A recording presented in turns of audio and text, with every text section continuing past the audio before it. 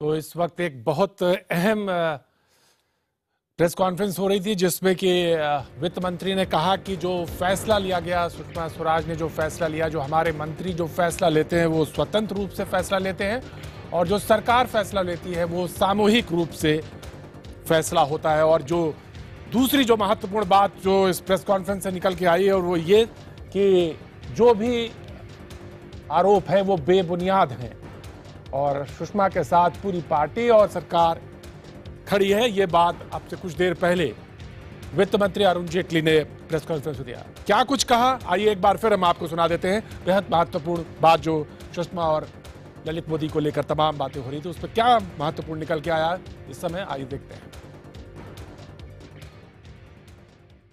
मैं स्पष्ट कर दूं कि सारे आरोप जो लगाए गए हैं बेबुनियाद हैं। उनका वक्तव्य और पार्टी अध्यक्ष का बयान कि उन्होंने जो किया अच्छी नीयत के साथ किया, शी एक्टेड बोना फाइडे, सारी सरकार और सारी पार्टी उसमें एक मत की है, इसमें किसी को संदेह न रहे। तो सुषमा स्वराज का एक तरह से अरुण जेटली ने भी बचाव किया। उन्होंने कहा कि जो सारे मंत्री स्वतंत्र होते हैं, स्वतंत्र रूप से फैसला लेते हैं और जो सरकार फैसला लेती है उस पर सामूहिक जिम्मेदारी होती है। और इस वक्त हमारे साथ मुद्दे पे यही मुद्दा सबसे बड़ा और हमारे साथ हमारे गेस्ट इस वक्त जुड़ चुके हैं जिनसे इस मुद्दे पर हम बातचीत करेंगे। हमारे साथ जो गेस्ट आज मेहमान यहाँ पे इस मुद्दे के बातचीत के लिए हैं उनका हम पहले आपसे तारुफ करा देते हैं। हमारे साथ संबित पात्रा बीजेपी से अपना पक्ष रखेंगे, हमारे साथ मुकेश नायर हैं कांग्रेस से जो कांग्रेस का पक्ष रखेंगे, संजय सिंह आम आदमी पार्टी से मौजूद हैं जो कि पक्ष रखेंगे और मोहम्मद सलीम सीपीआई-एम से। सबसे पहले हम संबित पात्रा आपसे जानना चाहते हैं कि जो बेहद महत्वपूर्ण था, हालांकि कांग्रेस बात हो रही थी पूरे कश्मीर चर्चा को लेकर, लेकिन हम इसमें सबसे पहले जानना चाहते हैं, उन्होंने कहा कि सवाल पूछा गया कि अब तक सरकार ने सुप्रीम कोर्ट की तरफ रुख क्यों नहीं किया। यह बात कांग्रेस ने भी आज कुछ देर पहले जब प्रेस कॉन्फ्रेंस की तो यह बात आई, आखिर क्यों नहीं किया, क्या ऐसी वजह थी, तमाम बातें कही गई। देखिए, अरुण जी ने अभी प्रेस कॉन्फ्रेंस में कहा कि सुप्रीम कोर्ट में जाने का निर्णय पासपोर्ट अथॉरिटी का रहेगा क्योंकि पासपोर्ट अथॉरिटी ही रिवोक और रेस्टोर करती है पासपोर्ट को, तो स्वाभाविक रूप से ये पासपोर्ट अथॉरिटी निर्णय लेगा। मगर मेरे पास एक बहुत महत्वपूर्ण दस्तावेज है, मैं भी उसका खुलासा करना चाहूंगा। ये आप देखिए, ये हाईकोर्ट की जजमेंट है जो 27 अगस्त 2014 को आई है जस्टिस बीडी अहमद के कोर्ट से के खंडपीठ से। उसमें आप 31 नंबर क्लॉज पढ़िए तो आपको क्लियर हो जाएगा कि अभी तक सुप्रीम कोर्ट क्यों नहीं गए।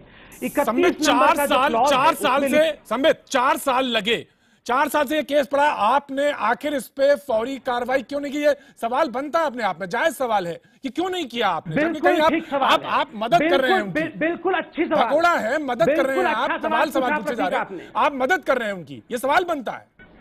बहुत अच्छा सवाल आपने पूछा कि 4 साल उन्होंने काम किया, हमने क्यों नहीं उस काम को आगे बढ़ाया। तो मैं 31 नंबर जो हाईकोर्ट ने जजमेंट दिया है इसी और पिछले अगस्त के महीने में दिया है, मैं पढ़ देता हूं।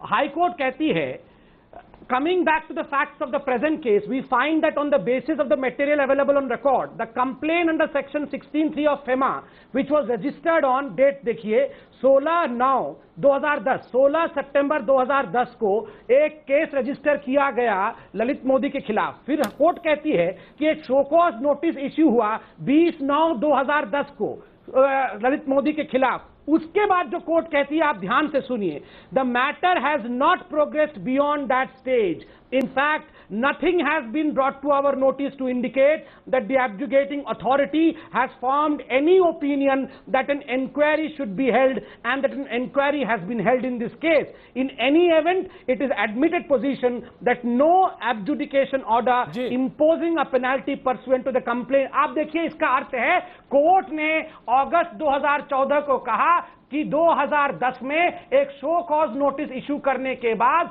चिदम्बरम साहब और सोनिया जी की सरकार, मनमोहन जी की सरकार ने कोई काम करना उचित नहीं समझा। यही सवाल, यह भी उचित नहीं समझा, यह भी उचित नहीं समझा कि एक इंक्वायरी किया जाए। तो आप बताइए, 4 साल तक तो इंक्वायरी ही नहीं हुआ। हम समित यही सवाल आपसे करें कि आपको 1 साल लगा कि हाई कोर्ट का भी आप फैसला, वो किताबें, वो जो फैसले में जो तहरीर है उसी को पढ़ने में लगा रहे हैं। हम सीधे संजय जी के पास जाएंगे। संजय जी, सवाल आपसे, क्या आप इस बात से मुतमईन हैं जो बात संबित इस वक्त कह रहे हैं? वो एक एक लाइन पढ़ के बता रहे हैं कि ऐसा है, लेकिन इल्जाम ये लग रहा है कि मदद कर रहे हैं आप। संजय, देखिए, लाइन पढ़ के बताने से अब कुछ नहीं होगा। अब तो तीर उनके हाथ से निकल गया। अब तो पूरा सच देश के सामने आ चुका है। एक आर्थिक भ्रष्टाचार के आरोपी को 5 साल से जो देश से बाहर है उसको मानवता के आधार पर मदद करने की बात कही जा रही थी, वो पूरी बात झूठ निकली।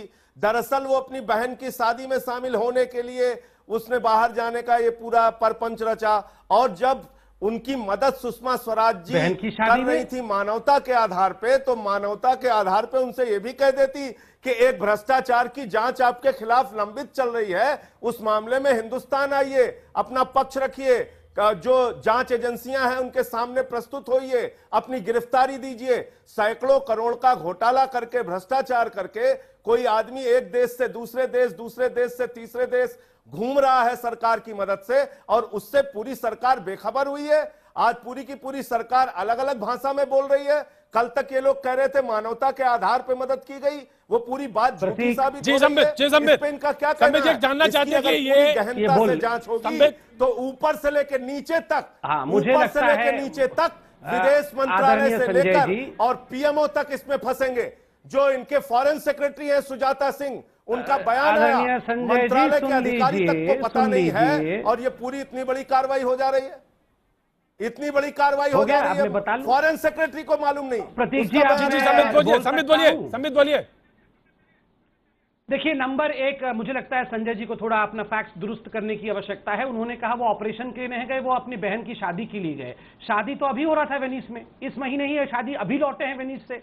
ये जो बात हम कर रहे हैं 2014 जुलाई की बात कर रहे हैं संजय जी, पहले फैक्ट्स को फैक्ट वेरीफाई करिए। की शादी के सिलसिले में उनको बाहर जाना था, इसको एक अमेरिकी सांसद आपके बीच में नहीं बोल रहा था, 5 साल से एक आदमी बाहर है, नहीं बोल रहा था, ऐसे आर्थिक भ्रष्टाचार की आप मदद कर रहे हैं। आप ये चिट्ठी आपने देखा है अगस्त, अरे तोमर पार्टी के लोग थोड़ा शांत होकर आप गलत जानकारी क्यों दे रहे हैं? देखिए, बोलिए गलत जानकारी हम दे रहे हैं, फेक नहीं, वो तो डिग्री से सरकार चलाने वाले लोग, सुनना पड़ेगा। आप फेक डिग्री से मंत्री बनाने वाले लोग, आप इस प्रकार बीच में करेंगे तो कैसे होगा? मैं बीच में नहीं बोल रहा था, सुन लीजिए, इस तरह नहीं होता है। संजय जी सुन लीजिए, रैकेट चलाते हैं सर्टिफिकेट्स का, और इस प्रकार आप बताते हैं। अरे आप सुनाते रहिए ना, मगर आप मैं कह रहा हूँ बंगारू लक्ष्मण की भी, येदियुरप्पा की भी पार्टी को, रेड्डी ब्रदर्स की भी पार्टी को शांत होकर सुनना पड़ेगा। तोमर को संभालिए प्लीज। आपने एक आर्थिक भ्रष्टाचार की मदद की है, रैकेट चला रखा है आपने पूरे दिल्ली में, नकली सर्टिफिकेट देने का आधार पर उस पे ध्यान दीजिए। संजय जी ब्रदर्स जो माइनिंग माफिया था, जो येदियुरप्पा हजारों करोड़ का ना संजय जी जितने लोगों के नकली सर्टिफिकेट हैं, पहले उन नकली सर्टिफिकेट के विषय में चिंता करिए। ये देखिए, जेठवा का मर्डरर दीनू प्रतीक जी, मैं इस तरह से संजय एक मिनट, संजय बहस, पार्टी में लेके घूम रहे हैं। संजय बहस, आप तो बहस सुनने और बहस करने वाले आदमी है। संजय मैं मुद्दे पे बात करें। हाँ, मुद्दे पे आएंगे, मुद्दे पे तोमर पे बात, संबित आरोप, देखिए हम मुद्दे पे ही बात करेंगे। अगर मुद्दे पे बात करेंगे तो मुद्दे पे बात होगी। बिल्कुल तोमर पे बात होंगे तो नहीं, तोमर पे बात नहीं होगी। नहीं, तो सोलंकी पे भी बात करेंगे, फिर बाबूराव बोखरिया पे भी बात करेंगे, फिर पुरुषोत्तम सोलंकी पे भी बात करेंगे। नहीं संबित, नहीं, आज संजय बिल्कुल मुद्दे पे बात होगी। हम अब आएंगे आपके पास, सलीम साहब आपके पास भी आ रहा हूं। सवाल ये बात है संबित, ये कह रहे हैं कि ये कैसे दिवालियां हैं जो चार्टर प्लेन से घूम रहे हैं। आज भी जो कांग्रेस ने प्रेस कॉन्फ्रेंस की उसमें आरोप लगाया कि वो आज काम ओंटारियो में घूम रहे हैं, उसे कल का उन्होंने सारा हवाला दे रहे हैं। तो ये हो रहा है कि भाई ये कैसे भगोड़े हैं जिनकी मदद कर रही पार्टी। सवाल ये है कि ये अगर ये दिवालियां हैं तो कैसे? सवाल सिर्फ आज देखिए, सुनिए प्रतीक जी, मैं आम आदमी पार्टी के सवालों का जवाब इसलिए नहीं देता क्योंकि पहले वो अपने तोमर को संभाले, मगर चूंकि जनता ने हमें चुना है, जनता को जवाब देना है। और उस जवाब में मैं एक प्रश्न पूछना चाहता हूं कि आप देखिए, आप कहते हैं कि इस भगोड़े को हमने इसके खिलाफ काम नहीं किया। अरे भगवान, इस तरह डिबेट कैसे होगा? इस तरह कैसे डिबेट होगा प्रतीक जी? नहीं, बिल्कुल नहीं होगा इस तरह से, बिल्कुल है। सलीम साहब, आप गलत प्रकरण को लाएंगे तो बात बदलेगी। नहीं संजय जी, मैंने डिबेट में कहीं भी आपको याद है कि संबोधित किया? मैंने कहीं भी आपको पूरे डिबेट में मैंने फिर अब पूरे डिबेट में कहीं भी आपको यार कह के संबोधित किया? मैंने आपको सलीम साहब यार कह के संबित इस किस प्रकार की डिबेट? मैं संबित मैं एक मिनट आपको रोकना चाहूंगा। मैं सलीम साहब के पास आना। सलीम साहब, आखिर जो कांग्रेस आरोप लगा रही है उसमें तमाम ऐसे विपक्षी जो उन्होंने मना कर दिया, समाजवादी पार्टी ने कहा नहीं, मदद की जा सकती है, क्रॉस पार्टी मदद की जा सकती है, मदद की जाती है, तो आप इस बात से आप तवक्को रखते हैं, आप इस बात से मानते हैं या कहते हैं कि नहीं, जो आज कांग्रेस ने कहा एसआईटी जांच होनी चाहिए, उस पर क्या रुख है आपका? कांग्रेस काहे का एसआईटी जांच करेगी? मैंने तो अभी हाईकोर्ट का ऑर्डर संबित पात्र संभालो कि जब फंस गए, संबित जी पार्टी फंस गई है, अभी तक संबित जी की पार्टी फंस गई है, आप थोड़ा मुंह बंद रखिए, आप थोड़ा मुंह बंद रखिए। बिल्कुल पार्टी नहीं फंसी है। जब मैं जवाब दे रहा था पूरा सुन लीजिए, आपको देखने से लग रहा है आपकी बात, आपका जो प्रश्न आप जवाब क्या देंगे? आप तो जनता को सवाल पूछ रहे हैं, आप जनता को जवाब नहीं दे रहे हैं। तो मैं ये पूछना चाहता हूं, आप हमारी बात सुनिए ना। एसआईटी बना के ये आप सवाल कर रहे हैं कि आप की बात सुन ले। आप टेलीविजन चैनल में नौकरी लीजिए, बीजेपी का नौकरी छोड़िए, आपका पॉइंट है, बीजेपी का नौकरी छोड़िए, पॉइंट को रखूंगा। सलीम साहब की बात सुन लेते हैं। सलीम साहब कर रहे हैं। सलीम एक तो पहली बात ये, संबित पात्र कह रहे हैं कि देखो नहीं बोलने देंगे, वो नहीं बोलने देंगे, वो सच नहीं सुनना चाहते, उनको सच सुनने की आदत नहीं है। बीजेपी ये कही थी कि बहुत हुआ भ्रष्टाचार, अब की बार मोदी सरकार। 4 साल से क्या हुआ, वो कांग्रेस क्या कही, उस बात को करके ये कहना चाहते हैं कि वही भ्रष्टाचार का इनिंग्स अभी ये संभालेंगे। दूसरी बात यह है कि जब अगस्त में ये बात आई कि उनके मामला आगे नहीं बढ़ेगा, तो सुप्रीम कोर्ट तक उसको आगे बढ़ाने के लिए एनफोर्समेंट डायरेक्टरेट हो, फॉरेन अफेयर्स हो, अभी कहते हैं पासपोर्ट अथॉरिटी तो विदेश मंत्रालय के अंदर में है। विदेश सचिव नहीं जानती थी, विदेश मंत्री उनको संबित पात्र के कहने के मुताबिक मानविक कारण से उनको दे दिया गया कि चलो उनको हम कांग्रेस सरकार को कहे कि उनको आप डॉक्यूमेंट्स दे दो। अगर वो हमारे यहाँ के दोषी नहीं हैं तो फिर उनको देश में वो माला पहना करके वापस कर सकते थे। और दूसरी बात यह है कि मानविक दृष्टिकोण बता रहे हैं, जितने अपराधी हैं हमारे जेल में, जितने लोग जेल हसड़ रहे हैं, उनका भी मानविक पहलू होता है। लेकिन क्या जिनका नेटवर्क है, जिनका नेटवर्थ है, उनके लिए एक कानून होगा? सरकार, भारत सरकार पहले कांग्रेस के जमाने में हो या आज बीजेपी के जमाने में हो, वो अगर अपराधी तत्व को समर्थन करते हैं, दूसरे विरोधी पक्ष, आप जो सवाल पूछ रहे थे, दूसरे विरोधी दल क्या करते हैं मैं नहीं मालूम, क्योंकि क्रिकेट में, आईपीएल में ऐसा फंसा मामला है, काला धन का इतना बाजार है और उसमें ऐसे क्रोनी कैपिटलिज्म का वो मुजाहरा है जिसमें हर एक पार्टी के अंदर ना भी हो, तो ये सब लोगों के अंदर कुछ ना कुछ अपना स्वार्थ है। मुकेश जी, बीजेपी कह रहे हैं मुकेश जी, अपराधी जगत को ये जो मौका दिया गया उसको रोको। मुकेश जी बिल्कुल सलीम साहब, मुकेश जी, बीजेपी कह रही है तस्वीरों से लड़ाई नहीं लड़ी जाएगी, हमारे पास भी बहुत सारी तस्वीरें हैं, तस्वीरें हम भी दिखा सकते हैं। मुकेश जी, ये चतुराई है, ये साफ साफ नैतिकता का उल्लंघन और लाभ की अदला बदली का मामला है। ये अपनी पत्नी के इलाज के लिए पुर्तगाल जा रहे हैं और 2 साल के लिए विदेश मंत्री ने इनको सैर सपाटे का डॉक्यूमेंट दिला दिया। 2 साल तक ये घूमते रहे। एक ऐसा व्यक्ति जिसके विरुद्ध ब्लू कॉलर नोटिस है, जो भगोड़ा है, जो आर्थिक अपराधी है, बिना केंद्र की सरकार को विश्वास में लिए, बिना देश की जनता को विश्वास में लिए, बिना प्रधानमंत्री को विश्वास में लिए, भारत सरकार के एक मंत्री ने उनको दस्तावेज दिला दिए, जबकि तत्कालीन मंत्री थे भारत सरकार के चिदम्बरम, उन्होंने ब्रिटिश सरकार को एक पत्र लिखा था कि अगर इनको दूसरे देश जाने की अनुमति देते हैं तो भारत और उनके देश के संबंधों पर विपरीत प्रभाव पड़ेगा। ये किस तरह की बौद्धिक चतुराई महापात्रा जी बता रहे हैं। बड़ी बड़ी बातें करते थे आप, बड़े बड़े नारे देते थे, अब आपको क्या हो गया? पूरा देश जानता है कि सुषमा स्वराज जी की बेटी इनकी लीगल एडवाइजरी टीम में है और इनकी एडवोकेट है, वकील है।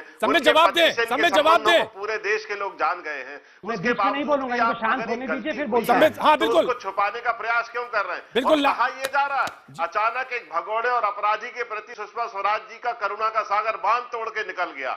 मध्य प्रदेश में जल सत्याग्रह करते हुए 30 दिन तक लोग पानी के अंदर खड़े रहे। जी मुकेश, ये सारी बातें मुकेश जी, ये सारी बातें हो चुकी हैं। संबित जवाब देना चाहते हैं सीधा। क्षेत्र में किसान फांसी लगाते बिल्कुल उनको देखने के मुकेश जी, ये सारी बातें हो चुकी। संबित सीधा जवाब, देश की जनता के साथ धोखा, सीधा जवाब। तमाम यही बातें हैं, लगातार हो रही हैं। जवाब देखिए, नंबर 1 कुछ बड़े खुलासे हैं। देखिए, पहली बात है 2010 में इन्हीं के रजीम के अंडर ललित मोदी देश से बाहर चले जाते हैं, ये पकड़ नहीं पाते हैं। ये जो हाईकोर्ट की जजमेंट है ये अगस्त के महीने में 2014 में आती है और हाईकोर्ट यूपीए की सरकार के समय से रिजर्व करके रखती है और पूछती है कि आखिर आपने 4 वर्षों तक इन्वेस्टिगेशन को क्यों रोक दिया। उसके बाद चिदम्बरम साहब से एक बहुत बड़ा सवाल है, मैं चाहूंगा कि आपका चैनल भी आरटीआई करके एमईए से ये विषय निकाले कि आखिरकार चिदम्बरम साहब ने, यूपीए की सरकार ने एक बार भी एक्स्ट्राडिशन के लिए चिट्ठी क्यों नहीं लिखा। जब चिदम्बरम साहब से पूछा गया कि क्या आप चाहते हैं कि ललित मोदी एक्स्ट्राडिट हो, तो उन्होंने कहा नहीं, मैं नहीं चाहता हूं कि ललित मोदी एक्स्ट्राडिट हो। एक सेकेंड, मैं अभी बड़ी बात खुलासा करूंगा।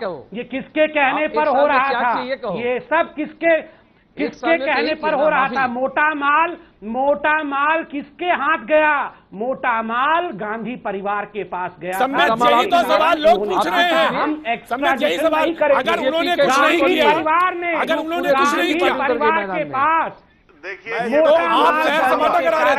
एक्स्ट्राडिशन नहीं मांगा गया और आज मोटा माल लेने के बाद गांधी परिवार ने एक्स्ट्राडिशन को रोका है। मुझे मालूम है तमाम आवाजें हैं, बहस के लिए तमाम लोगों के पास ना तमाम तर्क हैं, तमाम बहसें हैं, बातचीत